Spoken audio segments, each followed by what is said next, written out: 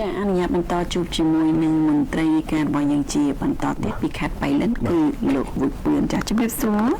បាត់នេះមានព័ត៌មានអ្វីដើម្បីជម្រាបជូនទៅកាន់ទូរទស្សនិកជនពីខេត្តបៃលិនទឹកនេះខ្ញុំមានព័ត៌មានមួយ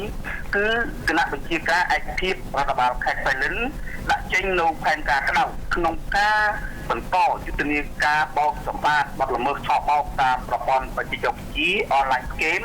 ឲ្យបោះពីភូមិសាស្ត្រខេត្តបៃលិនបាទចាសូមក្រុមជើញណាបាទនៅក្នុងកិច្ចប្រជុំបោកសរុបលទ្ធផលការងារប្រចាំឆមាសទី1ឆ្នាំ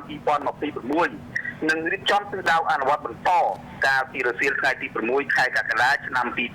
2026លោកជំទាវបណ្ឌិតបានត្រិមុំអភិបាលនៃគណៈអភិបាលខេត្តបៃលិន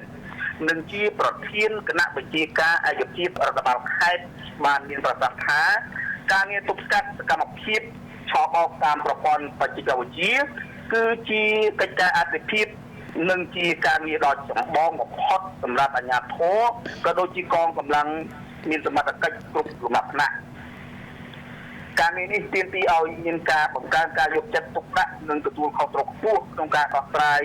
បញ្ហាប្រកបដោយប្រសិទ្ធភាពស្របតាមបទបញ្ជាដ៏ម៉ឺងម៉ាត់របស់សម្ដេចមហាបវរសប្តិហ៊ុនម៉ាណែតនាយករដ្ឋមន្ត្រីនៃព្រះរាជាណាចក្រកម្ពុជាលោកជំទាវបណ្ឌិតអភិបាលខេត្តបានបញ្ជាក់បន្ថែមថា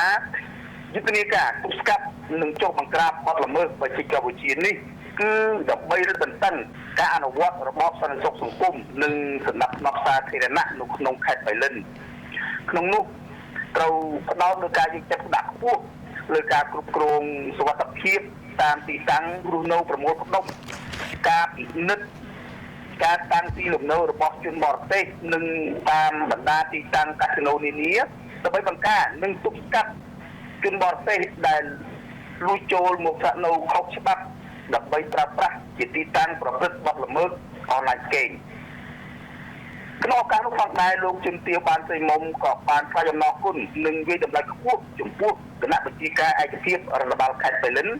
និងអាជ្ញាធរមូលដ្ឋានទាំងអស់ដែលបានខិតខំប្រឹងប្រែងបំពេញតួនាទីប្រកបដោយការទទួលខុសត្រូវនាពេលកន្លងមកក្នុងការទប់ស្កាត់ការចុះបង្ក្រាបបទល្មើសអនឡាញហ្គេមក៏ដូចជាការបម្រើសេវាសាធារណៈជូនប្រជាពលរដ្ឋប្រកបដោយយុត្តិធម៌និងមានតម្លាភាពស្របតាមគោលនយោបាយភូមិឃុំមានសុវត្ថិភាពរបស់រាជរដ្ឋាភិបាលបាទនេះជាព័ត៌មានពីខេត្តបៃលិនគឺបាទសូមបញ្ចប់តែប៉ុណ្ណេះបាទចាសូមអរគុណលោកពឿនចំពោះសេចក្តីរាយការណ៍ព្រឹកនេះពីខេត្តបៃលិនជម្រាបលាជួបគ្នានាឱកាសក្រោយទៀតបាទសូមអរគុណសូមជម្រាបលាបាទ